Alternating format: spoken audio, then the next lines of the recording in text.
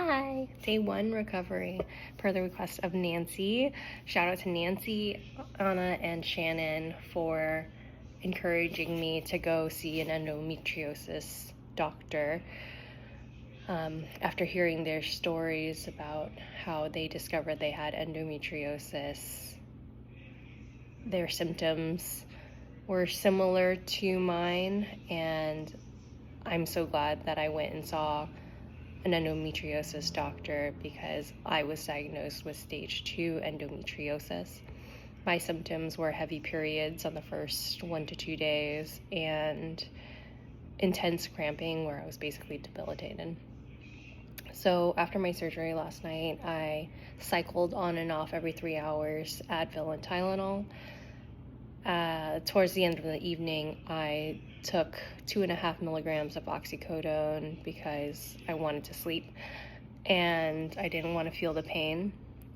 I woke up at 4 a.m. and took a Tylenol, and then I woke up again at 7 a.m. and I took Advil.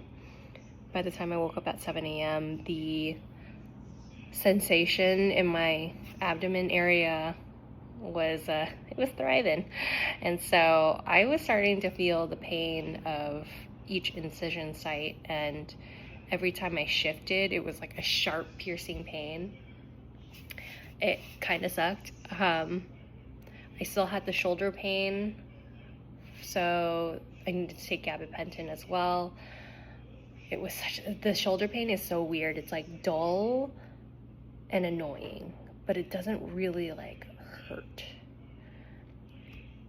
When I woke up this morning though, I took the ibuprofen. I had some breakfast, which was basically beef bone broth that I made last Saturday, and my Vietnamese borscht, which is basically boiled vegetables with a little bit of fish sauce. And I had breakfast and I was good to go. I didn't need coffee. I put on my shoes and I went for a walk. And in my instructions, I was told to walk for 20 minutes 3 times per day. I walked 40 minutes and it was about 1.5 miles, and I was feeling real good. Angelo, and it's also our big wedding anniversary. We had 2 weddings, one small one, one big one. So this one was our big wedding anniversary. So happy 3 years to us.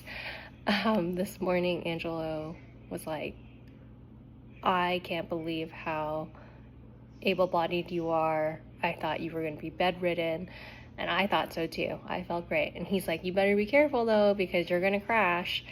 So after my 1.5 mile walk, I got back and he made me drink a Gatorade. I ate a banana and I felt so tired.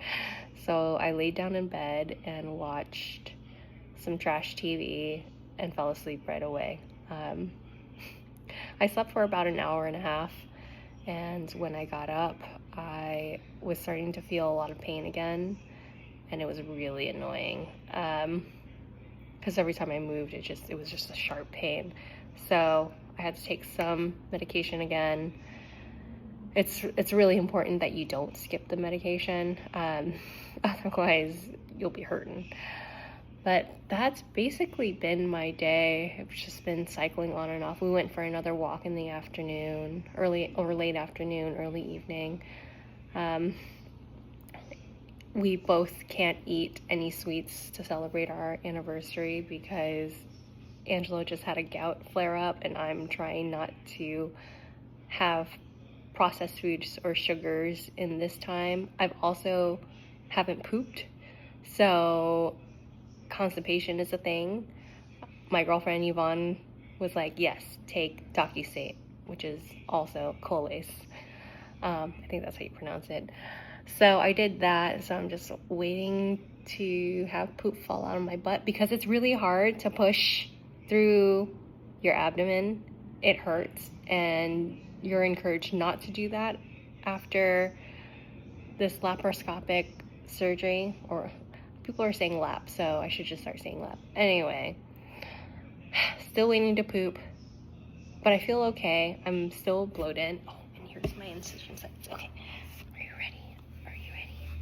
So I have 1, 2, and 3. Anyway, that's all I've got. Bye!